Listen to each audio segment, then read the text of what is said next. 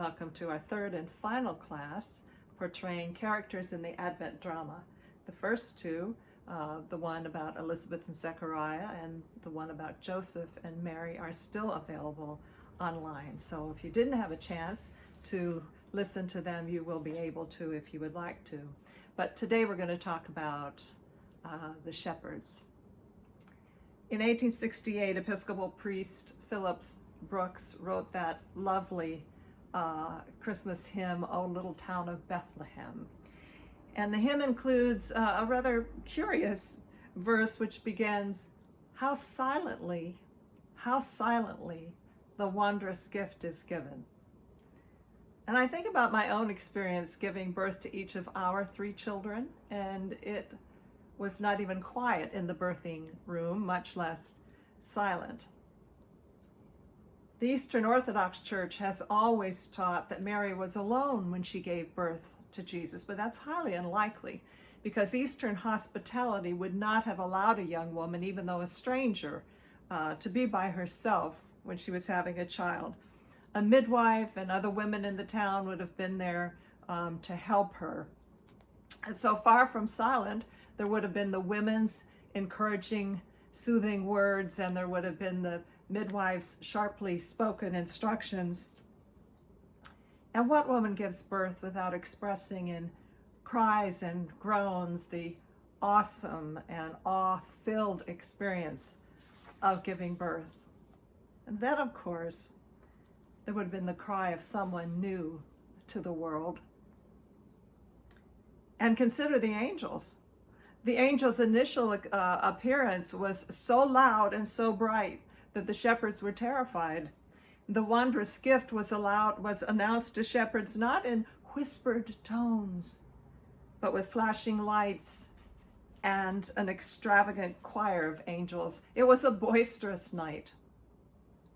But its sounds and its sights were experienced only by a small number of women and shepherds. In Herod's palace, which was only a matter of miles away, people slept soundly, or they caroused so noisily they wouldn't have heard a bomb drop. In Jerusalem, priests and the pious slept peacefully in their beds.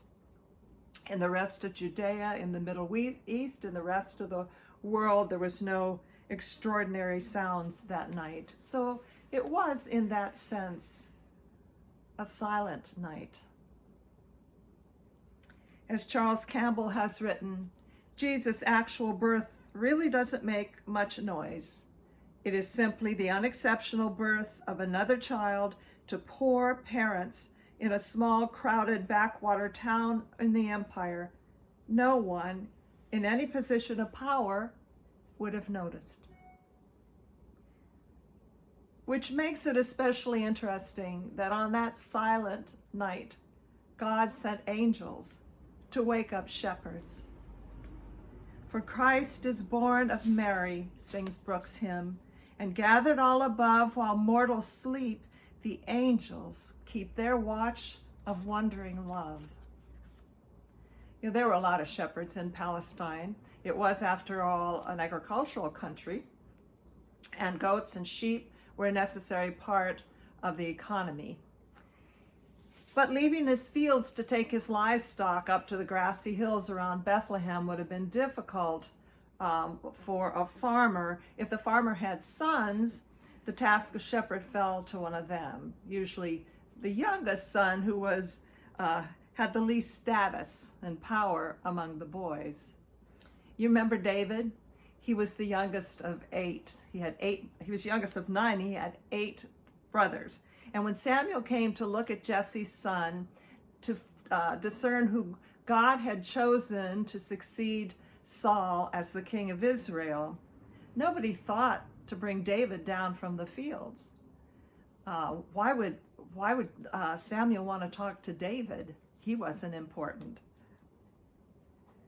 When a farmer didn't have sons, he had to pay somebody to take his livestock up to the fields. A small farmer might pay the owner of a larger farm to include his livestock with the larger farmer's goats and sheep. And the farmer ran the risk then that his goats and sheep would not receive the same kind of care that the larger farmer's livestock would. Or the farmer could pay a professional shepherd.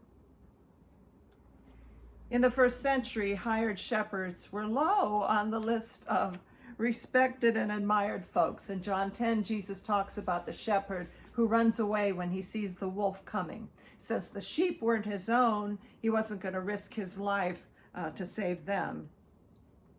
Shepherds spent months at a time, unsupervised, up on the hills with their flocks, looking for the best grazing land and water.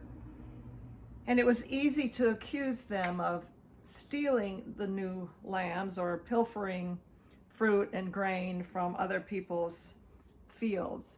And so rabbis warned the faithful not to buy meat or wool or milk from the shepherds for fear it had been stolen.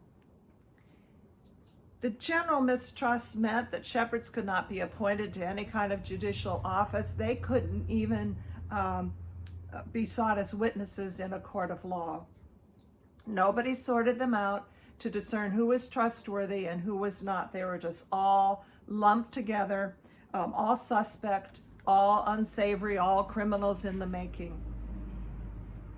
When they came into town after months of being up on the meadows with the animals, as you can imagine, they were dirty and smelly, so they were unclean in every respect. A midrash, or ancient Jewish commentary on Psalm 23 proclaimed, "There is no more disreputable occupation than that of a shepherd."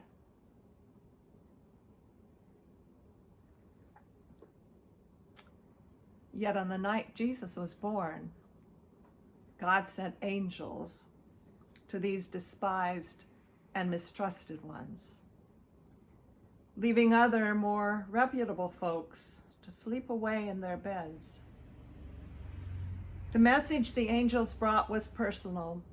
To you is born this day a Savior.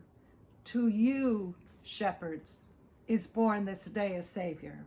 To you, mistrusted and despised ones, is born a Savior.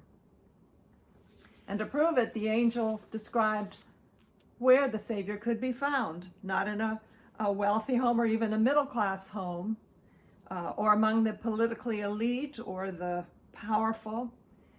Only peasants wrapped their babes in bands of cloth, and only peasants made space in their homes for their animals.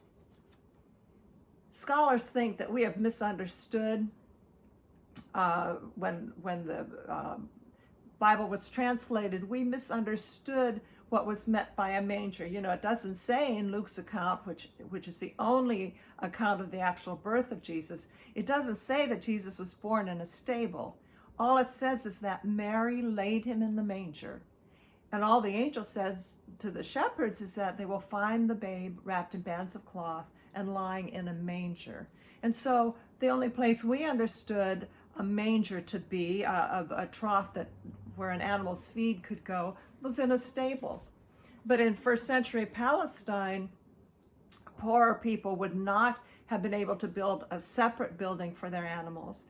They also needed to keep their animals close to them for fear of robbers, that somebody would come in the night and steal their livestock.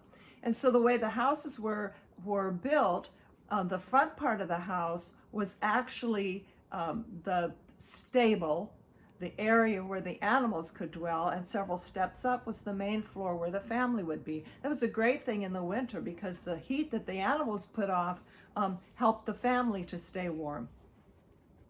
So when company overfilled the house, a baby might indeed be laid in the manger in the front part of the house where the animals were. This was a child born where people like the shepherds lived, people of their class. To the shepherds, the manger shouted that God was willing to dwell not just above them, but among them.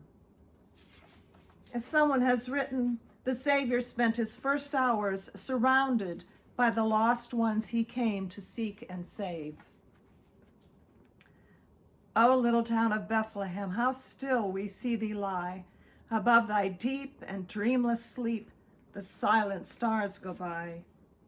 Yet in thy dark street shineth the everlasting light. The hopes and fears of all the years are met in thee tonight. On the night Jesus was born, God sent angels to mistrusted and despised shepherds, leaving more reputable folks asleep in their beds. This can be a difficult idea for the church to contemplate. We celebrate that the message of reconciliation with God that the angels delivered was for all people. But we sometimes are glad to forget that it came first to smelly shepherds, that the good news first brought joy to the suspect and the culturally despised. The angels brought good news to a group of people who never expect to hear it spoken. People who thought that peace with God was possible for the respectable and the acceptable, but not for them. Yet the good news that came to the shepherds in light and song that night confirmed that the birth of this child would fulfill even for them God's covenant promise. I will walk among you and will be your God, and you shall be my people. O morning stars, together proclaim the holy birth, and praises sing to God the King, and peace to all on earth. How silently the wondrous gift is given, and God imparts to human hearts the blessings of his heaven. Thank you for letting me share these characters in the Advent drama.